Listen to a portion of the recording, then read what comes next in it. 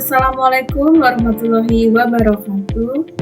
Sebelumnya, perkenalkan saya Ayu Lestari dengan NPM 2413025001 dari Program Studi Pendidikan Teknologi Informasi kelas A.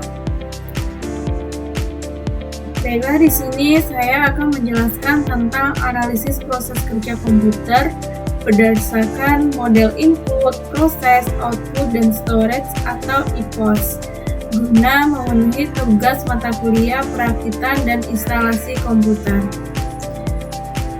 Pendahuluan, komputer merupakan perangkat elektronik yang mampu menerima input, memproses data, menghasilkan output, dan menyimpan informasi. Proses kerja komputer dikenal dengan model IPOS. Model IPOS meliputi input, proses, output, dan storage. Analisis IPOS membantu memahami peran masing-masing komponen komputer dalam menjalankan fungsinya. Yang pertama itu input atau masukan. Nah, tahap ini di mana data dimasukkan ke komputer melalui perangkat input. Komponen-komponen perangkat input meliputi yang pertama itu ada keyboard. Nah, ini digunakan untuk memasukkan teks dan perintah. Yang kedua itu ada scanner. Nah, ini digunakan untuk memasukkan gambar atau dokumen. Yang ketiga ada mouse. Ini berfungsi untuk mengontrol pointer dan memilih objek. Yang keempat ada kamera. Ini digunakan untuk mengambil gambar. Yang kelima atau yang terakhir itu ada mikrofon, berfungsi menangkap dan mengubah suara menjadi sinyal. Selanjutnya ada tahap proses. Nah, proses adalah tahap pengelolaan data yang dilakukan oleh unit pemroses. Yang pertama itu ada CPU atau Central Processing Unit. Itu sebagai otak dari komputer yang berfungsi untuk mengolah data. Yang kedua itu ada ALU atau Arithmetic Logic Unit. Nah, ini berfungsi melakukan operasi aritmatika dan logika. Yang ketiga ada Control Unit atau CU. Ini berfungsi untuk mengatur aliran data dan instruksi. Yang ketiga itu ada output atau keluaran. Di sini contohnya ada monitor, yaitu menampilkan hasil visual dari input.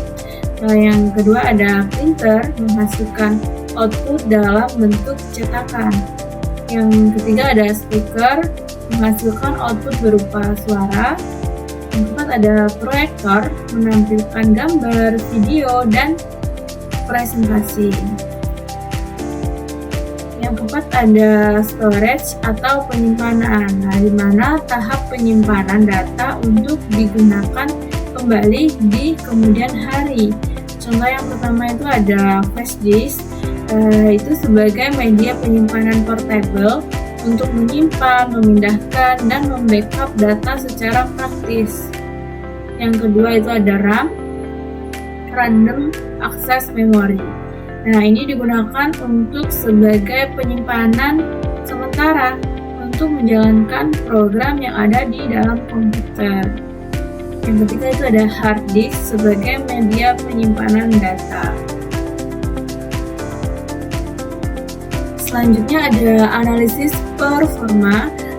Kinerja komputer dalam model IPOS dipengaruhi oleh kualitas setiap komponen.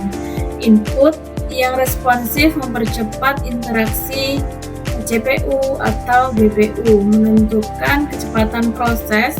Output berkualitas memudahkan pemahaman, dan SSD atau mempercepat penyimpanan serta akses data.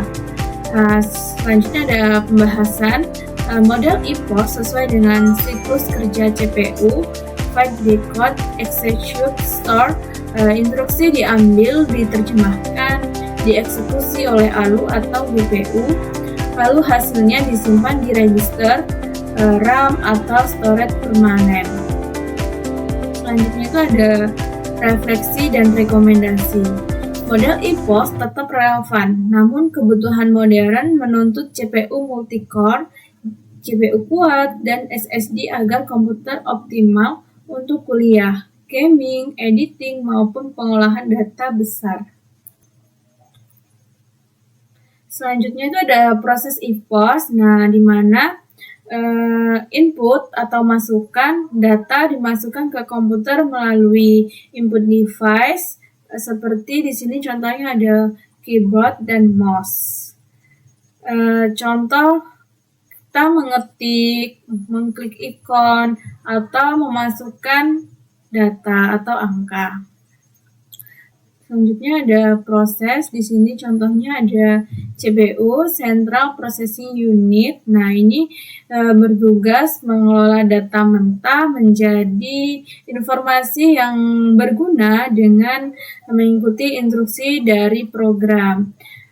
Proses ini melibatkan perhitungan logika, aritmatika, dan pengendalian alur kerja dari komputer.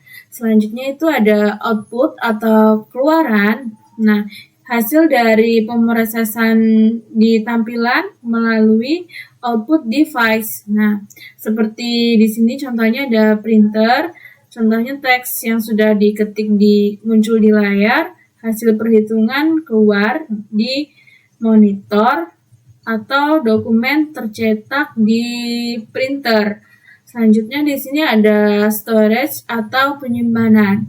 Nah, data atau informasi yang sudah diolah bisa disimpan di storage device seperti hard disk, flash disk, atau CD atau DVD. Penyimpanan ini bisa bersifat sementara atau RAM maupun permanen, yaitu hard disk, SSD, dan lain sebagainya. Selanjutnya di sini ada kesimpulan.